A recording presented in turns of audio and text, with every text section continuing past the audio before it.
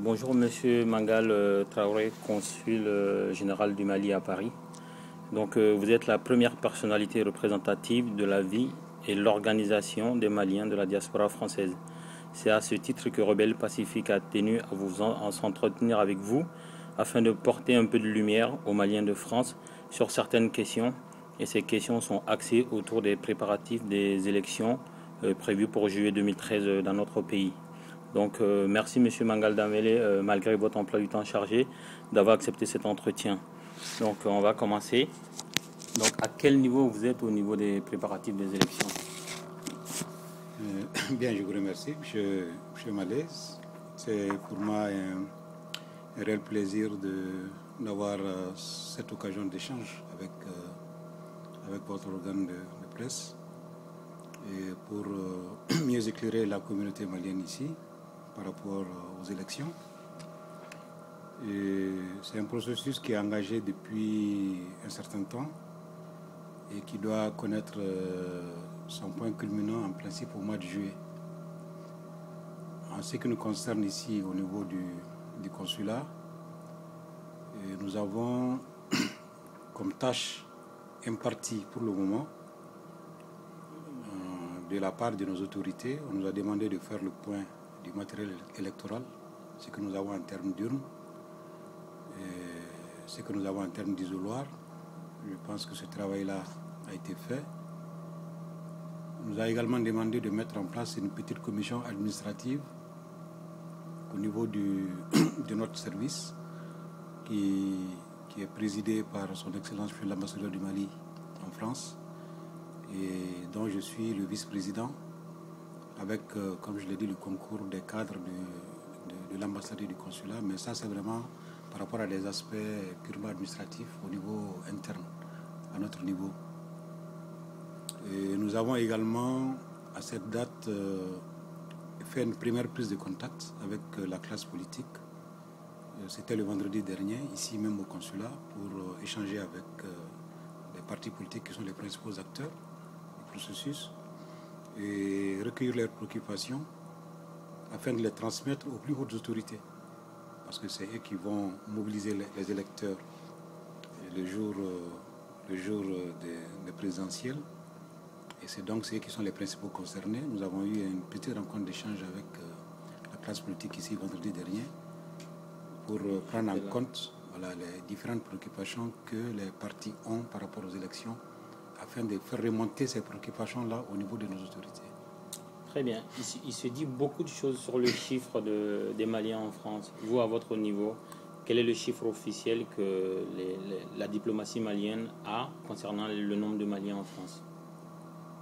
Le chiffre officiel, si on prend pour base de données le RAVEC, c'est autour de 80 000 personnes. Chiffre officiel. Si on prend pour base de données le RAVEC, c'est parce qu'il faut peut-être faire une petite historique pour dire que nous on n'était pas encore là, mais le RAVEC a eu lieu. À l'époque, on tablait sur 25 000 personnes maliennes. Mais on s'est rendu compte que la communauté est plus forte que ça. Donc il y a eu un recensement d'environ 80 000 personnes sur l'ensemble du territoire français. D'accord. Mais sur ce chiffre-là, on doit normalement tirer le nombre d'électeurs, ce qui n'est pas encore fait. D'accord. Et ça, ce n'est pas à notre niveau, c'est au niveau des autorités. C'est quand l'administration territoriale va faire le tri pour savoir, au niveau de ces 80 000 personnes, les mineurs qui n'ont pas encore l'âge de voter et les gens qui sont déplacés et autres. Donc il faut faire tout ce tri pour nous envoyer après une liste électorale. Donc c'est sur ça que nous allons travailler. Donc la liste électorale qui était valable pour des élections prévues en 2012 n'est plus d'actualité? Non, du tout. Très bien. Du tout, je pense que les autorités ont été très claires. On a dit que c'est le RAVEC qui va servir de base pour les prochaines élections et on travaille sur ça. D'accord. Au niveau des Maliens de France, est-ce qu'il est encore possible pour des gens qui n'ont pas encore été recensés par le RAVEC ou par n'importe quel autre fichier de pouvoir le faire afin de participer aux élections à venir? Bien, je dis ça. Je vous remercie pour cette question-là qui est assez pertinente. Ça faisait d'ailleurs l'objet de notre réunion avec la classe politique. Nous avons tenu à rencontrer les partis politiques pour leur dire voilà ce que nous avons comme information. et recueillir leurs préoccupations. Et je crois que la préoccupation majeure qui a été soulignée et à tous les niveaux des partis politiques, c'était d'offrir la possibilité de faire un balayage pour voir si on peut continuer à recenser pendant un délai bien déterminé. Certains ont même proposé qu'il y ait une durée de 15 jours, de 20 jours. Nous avons pris note et nous avons écrit aux autorités. Nous attendons une réponse des plus hautes autorités et nous allons informer en temps utile sur la réponse que nous allons obtenir. Donc concrètement, aujourd'hui, on est le 19 avril. Tout à fait. Les élections sont prévues en juillet, donc on a grosso modo, avant les 2 semaines de campagne officielle, on a grosso modo 3 mois. Donc on ne sait pas encore si les Maliens non recensés pourront se faire recenser et participer à ces élections.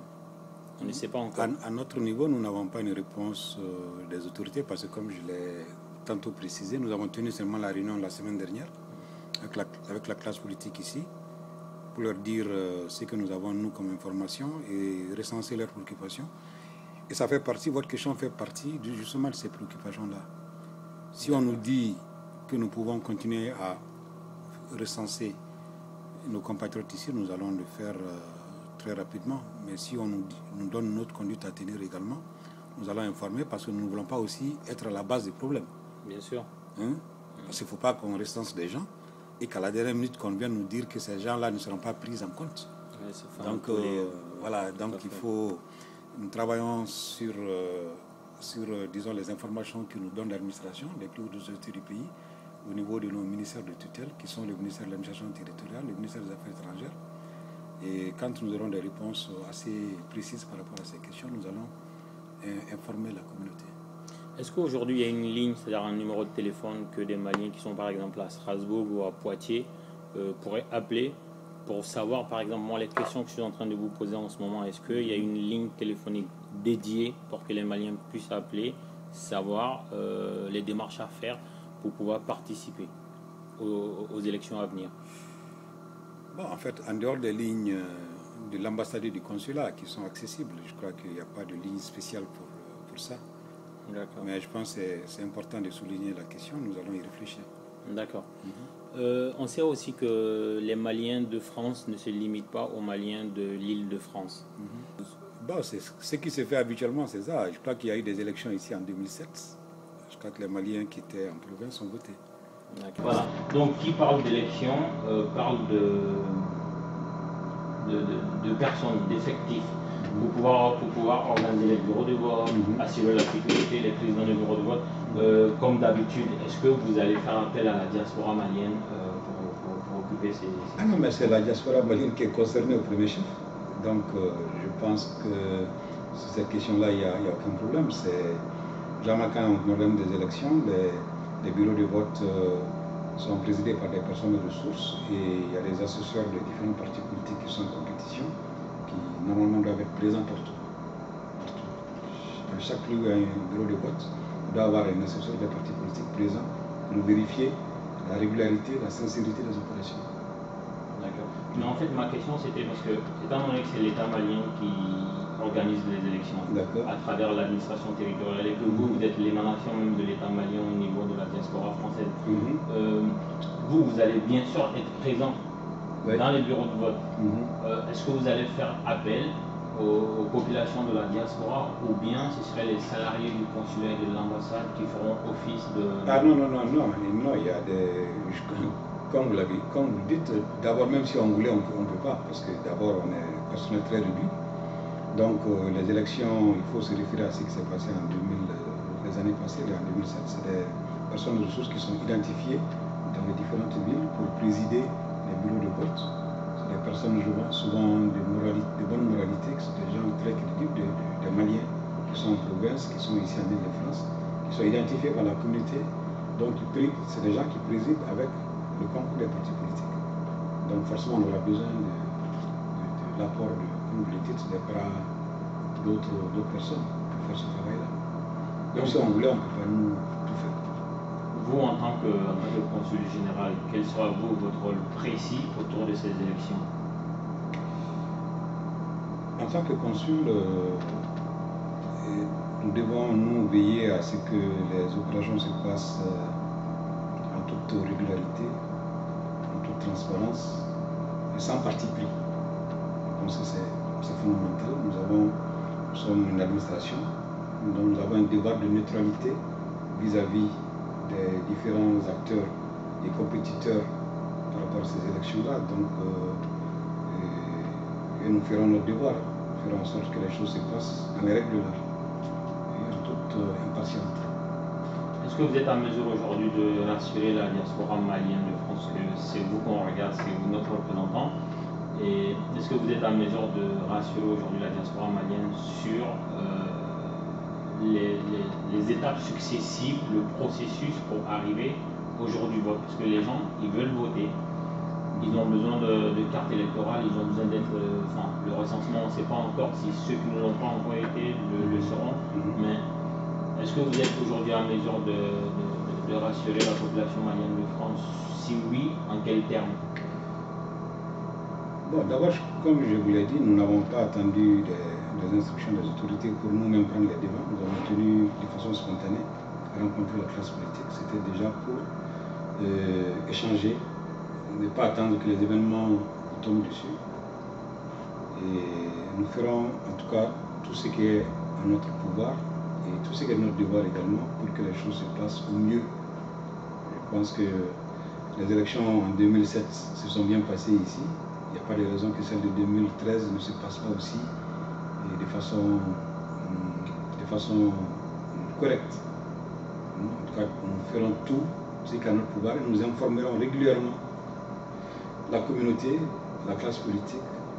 Je pense que ceci est une première pour nous, mais il y aura d'autres rencontres entre vous et nous pour que nous informons régulièrement la communauté sur les différentes étapes du processus pour que tout le monde soit au même niveau d'information.